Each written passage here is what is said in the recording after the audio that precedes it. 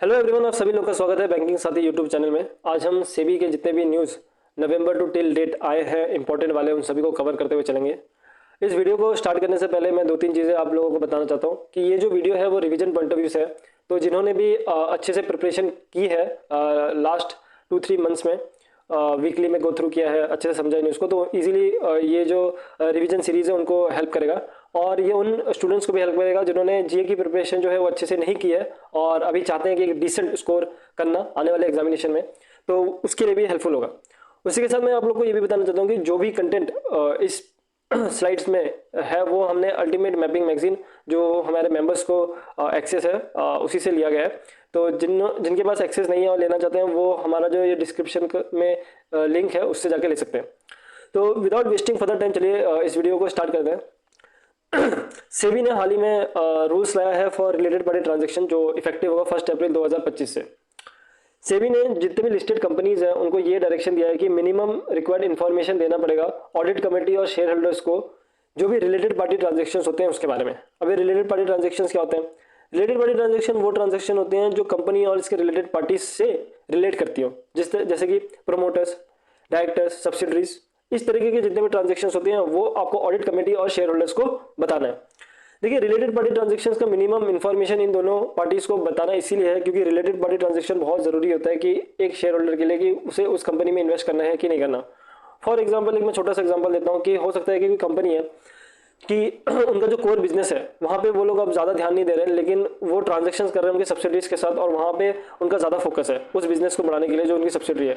तो यहाँ पे क्या होगा, जो भी शेयर होल्डर्स ने पैसा लगा के रखा है on the basis of the core business, अगर आने वाले टाइम पे उन्होंने इस चीज़ को ठीक नहीं किया और ज़्यादा से ज़्यादा काम उन्होंने सब्सिडीज में किया तो उन शेयर्स में लॉस उस इन्वेस्टर को हो सकता है। तो ये बहुत ज़रूरी है कि इन चीज़ों के बारे में वो जागरूक रहे।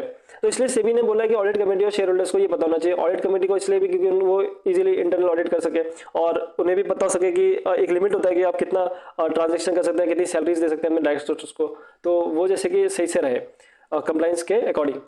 तो इसलिए audit committee and share holders को ये मिनिमम इंफॉर्मेशन जो है वो देना है। नेक्स्ट न्यूज आता है कि सेबी ने परमिट किया कि रिटेल इन्वेस्टर्स अब एल्गो ट्रेडिंग कर सकता है। देखिए, एल्गो ट्रेडिंग क्या होता है? एल्गो ट्रेडिंग का मतलब होता है कि जब आप कंप्यूटर के हेल्प से कोई ट्रेडिंग करते हैं। एक तो होता है मैनुअल ट्रेडिंग जहाँ पे इंसान इन्वॉल्व है ट्रेडिंग में, एक होता है कि एल्गो ट्रेडिंग की एआई मशीन लर्निंग के बेसिस पे जो है ट्रेडिंग हो रही है। तो पहले क्या था कि सेबी ने सिर्फ अलाउ करके रखा था इंस्टीट्यूशनल इन्वेस्टर्स को कि वही ये एल्गो ट्रेडिंग कर सकते हैं। इंस्टीट्यूशनल इन्वेस्टर्स हमारे होते हैं जैसे कि एसबीआई का एसबीआई कैप है, बड़े बड़े AMCs asset management companies, ICICI Prudential हो गया। तो ये जो कंपनीज है इंस्टीट्यूशनल इन्वेस्टर्स कहलाते हैं। तो सबसे पहले सेबी ने इन लोगों को राइट देकर रखा था कि आप लोग एल्गो ट्रेडिंग कर सकते हैं, लेकिन अगस्त 1 2025 से जो है सेबी ने अलाउ कर दिया रिटेल इन्वेस्टर्स को भी कि वो भी अब एल्गो ट्रेडिंग कर सकते हैं, ठीक है, via registered brokers. Next, SEBI, NSDL and CDSL ने लॉन्च किया है unified investor platform to streamline financial data and enhance security. सबसे पहले हम समझते हैं कि सेबी क्या है। सेबी जो एक रेगुलेटर है जो हमारे मार्केट को रेगुलेट करता है, जैसे कि हमारा आरबीआई बैंक्स को रेगुलेट करता है। एनएसडीएल एंड सीडीएसएल जो है डिपॉजिटरीज है जो आपके शेयर्स को डीमेटेरियलाइज्ड फॉर्म में आपके खाते में रखते हैं, जिसको हम डीमेट अकाउंट कहते हैं। तो वो एनएसडीएल और सीडीएसएल में रखे जाते हैं। तो अभी जो एनएसडीएल और सीडीएसएल ने दोनों ने कोलैबोरेट करके सेबी के साथ लॉन्च किया है यूनिफाइड इन्वेस्टर प्लेटफॉर्म यूआईपी, जो इंटीग्रेट करता है सीडीएसएल का एक माई इजी करके एक प्लेटफॉर्म था और एनएसडीएल के स्पीड ई एप्स करके था ऐप, इन दोनों से इंटीग्रेट करता है और यहां से आप यूनिफाइड इन्वेस्टर प्लेटफॉर्म को एक्सेस कर सकते हैं। देखिए, इसका एक छोटा सा जो है एक्सप्लेनेशन मैं आपको दे देता हूँ कि यूनिफाइड इन्वेस्टर प्लेटफॉर्म किस तरीके का है। तो मान लेते हैं कि एक शेयर होल्डर है, ठीक है, वो शेयर्स एनएसडीएल में भी खरीदता है, मतलब एनएससी में भी खरीदता है, बीएससी में भी खरीदता है। तो उसके जो शेयर्स है वो एनएसडीएल में भी हैं और सीडीएसएल में भी है। तो अगर वो दोनों ही देखना चाहता है कि मेरे टोटल पोर्टफोलियो में कितना रखा हुआ है विदाउट गोइंग टू इन दोनों एप्स के द्वारा, वो तो देख सकता है माई इजी जो सीडीएसएल का वहां पर जाकर दे सकता है, या तो स्पीड ई एप्स में जाकर एनएसडीएल के जितने भी डिपॉजिट्स है उसको देख सकता है। लेकिन अगर वो चाहता है कि मैं एक ही प्लेटफॉर्म में दोनों को एक्सेस मिल जाए तो उसी के लिए यूनिफाइड इन्वेस्टर प्लेटफॉर्म लेके आ गई है सेबी, जहां पर वो एक ही प्लेटफॉर्म में दोनों के जितने भी डिपॉजिटरीज है उसको वो एक्सेस कर पाएगा और देख पाएगा कि टोटल पोर्टफोलियो उसको कितना है। तो इसमें तीन ही चीजें याद रखेंगे, सेबी, एनएसडीएल और सीडीएसएल ने क्या निकाला है, यूआईपी, जिसको हम कहेंगे यूनिफाइड इन्वेस्टर प्लेटफॉर्म। इसका आपको फुल फॉर्म पूछ सकते हैं, ये पूछ सकते हैं कि किस किस एप्स को दो इंटीग्रेट करके हुआ है। एक है my easy on speed E apps, ठीक है। नेक्स्ट, सेबी ने अलॉट किया Indian mutual fund to invest in overseas funds with exposure to Indian securities. देखिए अभी तक जो था इंडियन म्यूचुअल फंड्स को सिर्फ राइट था कि वो जो इंडिया के जितने भी फंड्स हैं वहां पे इन्वेस्ट कर सकते हैं। देखिए म्यूचुअल फंड क्या होता है, एक पूल ऑफ मनी होता है जहां पे रिटेल इन्वेस्टर जो है उसमें इन्वेस्ट करता है, उसको एक पोर्टफोलियो मैनेजर जो है संभालता है और अपना नॉलेज जो भी उसको है मार्केट का वो उस पूल ऑफ मनी को लगाता है और वहां से जितना भी रिटर्न आता है वो शेयर होल्डर्स को दे देता है। यहाँ पर ओवरसीज एमएफ की बात हो रही है कि अब जो म्यूचुअल फंड वो दूसरे जो एमएफ जो बाहर देश में है वहां पे पैसा लगा सकता है। देखिए म्यूचुअल फंड जो है वो डायरेक्टली शेयर्स तो खरीदता ही है, लेकिन उसके साथ वो दूसरे फंड में भी इन्वेस्ट कर सकता है। म्यूचुअल फंड के पास ये क्या बोलते हैं राइट होता है, जैसे कि अगर कोई एसबीआई का कैप का म्यूचुअल फंड है, अगर वो चाहता है कि मैं आईसीआईसीआई प्रूडेंशियल के फंड में लगा दूं तो वो लगा सकता है, उसको हम कहते हैं फंड ऑफ फंड। तो यहीं पे सेबी ने जो है इंडियन म्यूचुअल फंड को एक राइट दे दिया कि वो अब ओवरसीज एमएफ म्यूचुअल फंड्स में भी इन्वेस्ट कर सकता है, लेकिन कितना कर सकता है 25% of his total AMC value. अगर वो 100 करोड़ का धंधा करता है उसमें से वो 25 करोड़ का धंधा जो है बाहर ओवरसीज फंड से कर सकता है, रेस्ट उसको 75 करोड़ जो है इंडिया में ही करना पड़ेगा। नेक्स्ट न्यूज, सेबी ने इंस्ट्रक्ट किया कि QSB to provide UPI mechanism and 3-in-1 trading facility to investors from February 1, 2025। हाल ही में सेबी ने ऑल क्वालिफाइड स्टॉक ब्रोकर्स, देखिए ऑल क्वालिफाइड स्टॉक ब्रोकर्स जो है वो ब्रोकर्स हैं जो आप नॉर्मली नाम सुनते रहते हैं, जीरोधा, ग्रो, ये सारे जो है क्वालिफाइड स्टॉक ब्रोकर्स इनको कहते हैं। आईसीआईसीआई का जो है डायरेक्ट उसको भी कहते हैं। तो जितने भी बड़े बड़े नाम आप दिखते हैं वो सारे की सारी क्वालिफाइड स्टॉक ब्रोकर्स है। अभी क्वालिफाइड स्टॉक ब्रोकर्स जो है वो क्लाइंट नंबर्स में और ट्रेडिंग वैल्यूज पे जो है वो देखा जाता है सेबी के द्वारा और फिर उस लिस्ट में डाला जाता है। उनको ये बोला है कि उनको जो है 2 चीजें ऑफर करनी है अभी, एक है यूपीआई बेस्ड ब्लॉक मैकेनिज्म और एक है 3-in-1 अकाउंट फैसिलिटी। देखिए यूपीआई ब्लॉक बेस्ड मैकेनिज्म क्या है कि एक 3 अकाउंट्स होते हैं, अगर आप लोग को पता होगा मार्केट में ट्रेड करने के लिए। एक होता है सेविंग्स अकाउंट, एक होता है ट्रेडिंग अकाउंट और एक होता है डीमैट अकाउंट।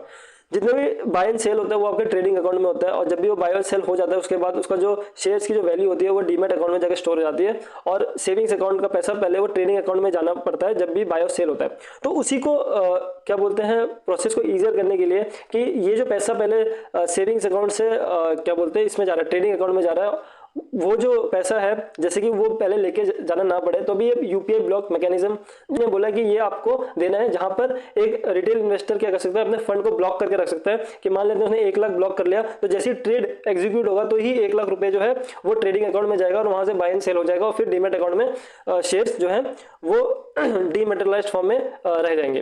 तो एक तो उन्होंने बोला कि सेबी ने कि आपको ये यूपीआई बेस्ड ब्लॉक फैसिलिटी देनी है या फिर 3-in-1 ट्रेडिंग अकाउंट देना है।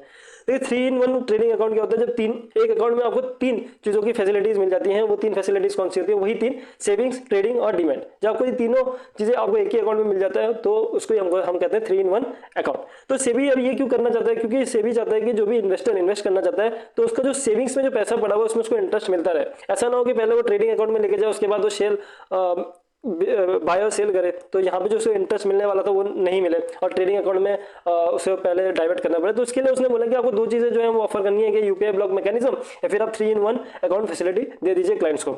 और ये कब से देना, आपको फरवरी 1, 2025 से देना है। नेक्स्ट, सेबी ने इसके rules for settling inactive brokerage accounts. ठीक है, तो जैसे कि मैंने पुराने न्यूज में बताया था कि आपको जब भी ट्रेडिंग करना है तो आपको पैसा जो है वो ट्रेडिंग अकाउंट में डालना पड़ता है पहले। ठीक है, तो अगर कभी ट्रेडिंग अकाउंट में पैसा डाला हुआ है और वो 30 दिन तक ज्यादा हो चुका है, 30 दिन से उसमें कुछ भी हलचल नहीं हुई है, उससे कोई बाय एंड सेल नहीं हुई है, तो उसको हम कहते हैं इनएक्टिव ब्रोकरेज अकाउंट। तो पहले ये रूल था कि सेबी के द्वारा कि जितने भी ये इनएक्टिव ब्रोकरेज अकाउंट है इसमें जो पैसा जो भी पड़ा हुआ है वो इमीडिएट नेक्स्ट दिन में ही कर देना है। जैसे कि अगर 30 डे जिसमें पड़ा उसके नेक्स्ट डे में ही आपको क्रेडिट कर देना है इन्वेस्टर्स के अकाउंट में। अब इस रूल्स को चेंज किया है, अब इस रूल को चेंज करके ये बोला कि नहीं, आप लोग को सिर्फ एक फिक्स्ड डेट, जितने जो भी ट्रेडिंग अकाउंट के प्लेटफॉर्म वाले लोग हैं उनको सिर्फ एक फिक्स्ड डेट जो है वो सेट करना है और उस फिक्स्ड डेट में देना है। हो सकता है ट्रेडिंग अकाउंट में किसी रिटेल इन्वेस्टर का पैसा 2 तारीख तक पड़ा हुआ है और 30 दिन हो चुके हैं, लेकिन उन्होंने सेट करके रखा कि हम तो जितने भी इन्वेस्टर्स हैं उनको 15 तारीख में देंगे, तो अब से 15 तारीख में सबको डाल देना है वो पैसे, ऐसा नहीं कि इमीडिएट। तो इससे क्या होगा कि बर्डन कम होगा ट्रेडिंग जो भी प्लेटफॉर्म्स हैं उनके और वो ज्यादा और इनोवेशन कर पाएंगे, है ना। तो ये एक न्यूज सेबी ने यूज किया rules for settling inactive brokerage accounts, क्योंकि एक तरीके से ये बहुत प्रॉब्लम क्रिएट करता है कि इमीडिएट उसी दिन में देना पड़ता है। तो इससे थोड़ा सा फायदा अभी इन ट्रेडिंग प्लेटफॉर्म को मिलेगा। नेक्स्ट, सेबी ने पोस्टपोन किया ESG disclosure deadline under the BRSR framework to financial year 2006। ठीक है, तो ESG के एनवायरमेंटल सोशल गवर्नेंस जो है ये एक क्या रिपोर्टिंग है जो बहुत सारी कंपनीज को करनी पड़ती है कि किस तरीके से वो CSR को मेंटेन कर रही है। और BRSR जो है वो एक इंटरनेशनल फ्रेमवर्क है जो ये ESG का डिस्क्लोजर किस तरीके से देना है उस पर काम करता है। तो वही इसका जो डिस्क्लोजर डेडलाइन था वो अब बढ़ा दिया है 1 साल से, और इसको फाइनेंशियल ईयर 26 का बढ़ा के 27 कर दिया गया है। इस न्यूज़ में सिर्फ इतना ही है। फिर नेक्स्ट, सेबी ने मैंडेट किया कि म्यूचुअल फंड कंपनीज को कि उनको प्रोसेस ऑफ कैंसिलेशन करना है एसआईपी का विदिन 2 डेज। देखिए पहले जो कैंसिलेशन होता था, अगर आप किसी एसआईपी को करना चाहते थे तो डिफरेंट स्कीम्स में डिफरेंट होता था। जैसे कि अगर डेट फंड है तो उसमें क्या 10 दिन का लगता था, आपका इक्विटी फंड है उसमें 3 दिन का लगता था। लेकिन अब बोला कि जितने भी एसआईपी के द्वारा आपके किसी चीज में लगाए जाएंगे पैसे, जैसे कि इक्विटी में, तो वो 2 दिन के अंदर अंदर ही हो जाना चाहिए। ठीक है, तो यही है, और ये कब से इफेक्टिव हुआ? December 1, 2024 से। नेक्स्ट, सेबी ने अनाउंस किया कि expansion of T+0 settlement cycle for top 500 stocks. ठीक है, जब भी आप शेयर्स खरीदते हैं तो आपका जो ट्रांजैक्शन है वो T+1 होता है, ट्रांजैक्शन डे प्लस 1 डे। कोई भी करो, बाय एंड सेल करोगे तभी T+1 डे लगेगा। अगर आपने कोई चीज सेल की है तो जिस दिन ट्रांजैक्शन होगा उसके नेक्स्ट जो डे होगा उसके बाद आपका पैसा क्रेडिट होता है आपके अकाउंट में। तो अब जो सेबी है वो T+0 करना चाह रहा है इस चीज को, कि जिस दिन आपका ट्रांजैक्शन आप इनिशिएट करें उसी दिन आपका बाय और सेल हो जाए, under section 11 of SEBI act 1992। ठीक है, और ये कब से होगा स्टार्ट? December 31, 2024 से स्टार्ट हो गया।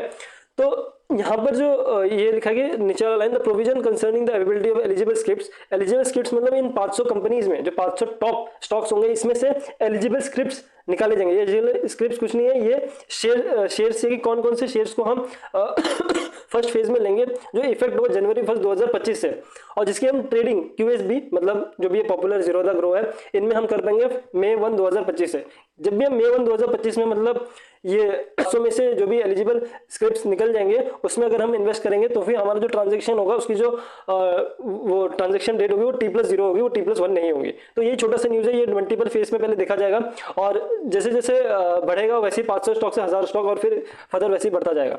लेकिन पहले इसमें यही याद रखना कि सेबी ने इसको एक्सपेंड किया T+0 डेज को फॉर टॉप 500 स्टॉक्स में, और ये इफेक्टिव होगा December 1, 2024 से, और जनवरी 2024 तक जो शेयर्स एलिजिबल होंगे वो उसका लिस्ट आ जाएगा, और शेयर्स की जो ट्रेडिंग है वो 1 मई 2025 से स्टार्ट कर पाएंगे। नेक्स्ट, सेबी ने हाल ही में नया एसेट क्लास लॉन्च किया जिसका नाम है SIF। SIF का फुल फॉर्म है स्पेशलाइज्ड इन्वेस्टमेंट फंड। देखिए अभी तक मार्केट में सिर्फ 2 फंड होते थे, एक होता था म्यूचुअल फंड जिसको आप 500 रुपये से स्टार्ट कर सकते थे, और एक होता था PMS जिसका मिनिमम अमाउंट अगर आप सब्सक्राइब करना चाहते थे वो 50 लाख होता था। इन दोनों में डिफरेंस यही था कि जो म्यूचुअल फंड होता है उसको आप मिनिमम अमाउंट से तो इन्वेस्ट कर सकते हो, लेकिन उसमें आपका कस्टमाइज सोल्यूशन कुछ नहीं मिलता। अगर आप चाहते हो कि मैं इसमें एक दो शेयर्स एक दो जो है कंपनीज को मैं हटा के कोई दूसरी कंपनी ऐड करना चाहता हूँ तो वो आप कर नहीं सकते थे अगर आपका कोई म्यूचुअल फंड में SIP चल रहा है तो। और PMS में लेकिन आप वो कर सकते थे, आप अपने हिसाब से कस्टमाइज कर सकते थे पोर्टफोलियो मैनेजर को बोल के कि मुझे ये 2 स्टॉक नहीं चाहिए, मुझे ये तीसरा स्टॉक चाहिए जो इसमें नहीं है, इसको ऐड करा दीजिए इस फंड में, फिर मैं पैसे लगाऊंगा। लेकिन उसका जो मिनिमम इन्वेस्टमेंट होता था वो 50 लाख होता था। तो इसी के लिए सेबी ने एक नया फंड लेके आया SIF बोल के, जहां पर आपको दोनों का फायदा मिल जाता है कि आपको मिनिमम अमाउंट में भी मिल जाता है, कम अमाउंट में 10 लाख में, और उसके साथ आपको कस्टमाइज सोल्यूशन भी मिल जाता है जो bridge the gap between mutual fund और PMS कर देता है। तो ये छोटा सा न्यूज़ है। अब नेक्स्ट न्यूज़ है कि हाल ही में मीटिंग जो है सेबी की कंडक्ट हुई, ये 208 मीटिंग ऑफ सेबी था, जहाँ पे डिस्कस किया गया कि किस तरीके से हम प्राइमरी मार्केट को अच्छा कर सकते हैं, स्मॉल मीडियम एंटरप्राइजेस को बढ़ा सकते हैं, म्यूचुअल फंड को किस तरीके से और बढ़ा सकते हैं अमॉन रिटेल इन्वेस्टर्स, इसके बारे में डिस्कस हुआ। कैसे ट्रांसपेरेंसी लाई जाएगी या प्रोटेक्शन किस तरीके से करेंगे, तो उसके बारे में डिस्कस हुआ था। बस इतना याद रखना कि 208 मीटिंग थी ये, जो December 18, 2024 में कंडक्ट हुई थी। कहाँ पे हुई थी? मुंबई में हुई थी। नेक्स्ट, सेबी ने सेट किया अप्रैल 2025 डेडलाइन फॉर स्टॉक एक्सचेंज इंटरपोर्टेबिलिटी। देखिए स्टॉक एक्सचेंज इंटरपोर्टेबिलिटी के लिए डेडलाइन सेट हो गया कि अप्रैल 2025 तक ये काम हो जाना चाहिए। अभी इंटरपोर्टेबिलिटी क्या है? देखिए 2 जो है मार्केट है इंडिया में, एक है NSE और BSE।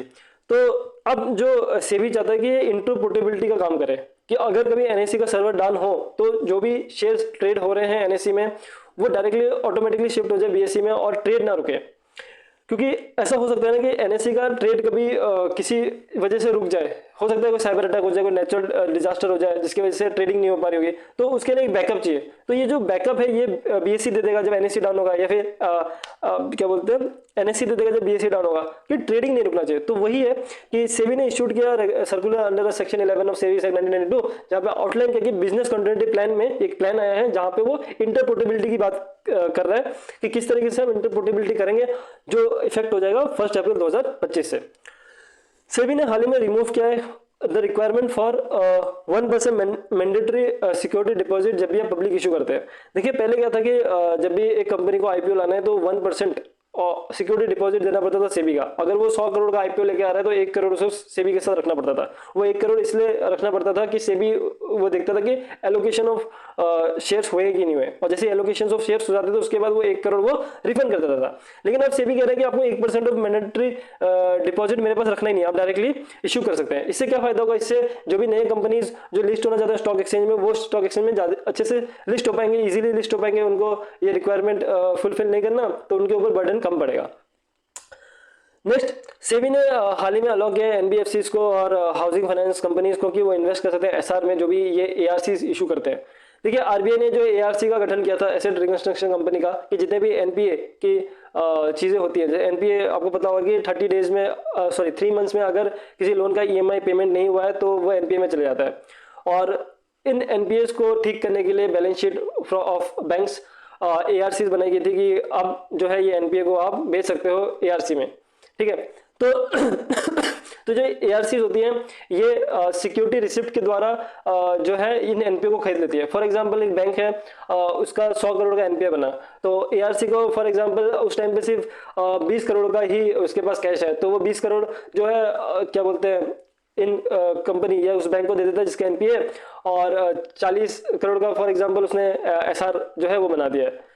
क्यों आपके माइंड में आ सकता है कि यार 100 करोड़ का लोन था, 20 करोड़ दे दिए कैश में और 40 करोड़ दे दिए एसआर में, एसआर बना के, तो यहाँ पे तो घाटा हो गया बैंक को 100 करोड़ का। तो ऑब्वियसली घाटा तो हो गया क्योंकि वो जो केस है वो ऐसे भी एनपीए हो चुका है, ऐसे भी उसकी ईएमआई नहीं आनी है, तो वहाँ पे बैंक जो बेच देता है और एआरसी यहाँ से फायदा उठा लेता है।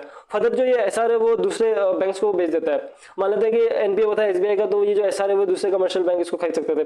तो यहीं पे एसबीआई ने आप अलाउ किया कि एनबीएफसी जो हाउसिंग फाइनेंशियल कंपनीज भी इन एसआर को खरीद सकती है, और वो भी इस जो ये प्रोसेस है इसमें भाग ले सकती है और अपना प्रॉफिट यहाँ से गेन कर सकती है। क्योंकि जो भी एनपीए में लोन हुआ है वो ऑब्वियसली हो सकता है उसमें कोई सिक्योर्ड प्रॉपर्टी भी हो, तो एआरसी उसको बेचेगा, वहां से पैसा रिकवर करेगा, तो जिसके पास वो ऐसा होगा वहां से उसको प्रॉफिट मिल जाएगा। जो भी 100 करोड़ का लोन है, हो सकता है 80 करोड़ रिकवर हो जाए तो 20 करोड़ का फायदा हो जाएगा, ठीक है। ये न्यूज आप पढ़ सकते हैं। नहीं, लास्ट न्यूज कि सेबी ने वही इंट्रोड्यूस किया है फ्रेमवर्क एसआईएफ का, जो इफेक्टिव होगा 1 अप्रैल 2025 से। आई थिंक ऊपर मैंने एसआईएफ का वो नहीं लिखा था कि मिनिमम 10 लाख से आप इन्वेस्ट कर सकते हो, तो वही है कि यहाँ पे लिखा कि 1 अप्रैल 2025 से ये इफेक्टिव हो जाएगा। सो आई होप आपको जो भी न्यूज़ मैंने आप लोग को आज बताया आपको समझ में आया होगा। अगर आपका कोई डाउट्स है तो वो आप कमेंट सेक्शन में पूछ सकते हैं।